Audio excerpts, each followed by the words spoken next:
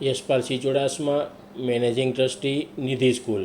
આજ 8મી જૂન સમગ્ર ગુજરાતની અંદર નાના નાના ભૂલકાઓ માટે આજે એક પ્રસન્નતાનો દિવસ, કારણ કે તેમનું આજ રોજ વેકેશન પૂર્ણ થઈ અને સ્કૂલનું નવું સત્ર ચાલુ થઈ રહ્યું છે. તો આ નવા સત્રમાં દરેક બાળકોમાં નવ ઉત્સાહ આજે જોવા મળી રહ્યો છે.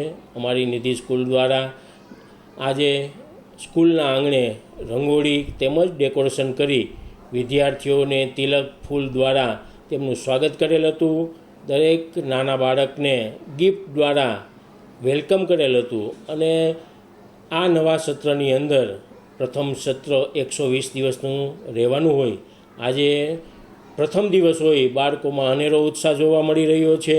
દરેક બાળક પોતાના શિક્ષકો, પોતાના ગુરુને જોઈને ભાવ વિભોર બની રહ્યા છે. અને શિક્ષકોમાં પણ અનેરો ઉત્સાહ છે કે આજથી એમના પણ વેકેશનનો અંત આવી રહ્યો હોય, બાળકોને જોઈ તેમાં પણ પ્રફુલ્લિતતા આવી રહી હોય.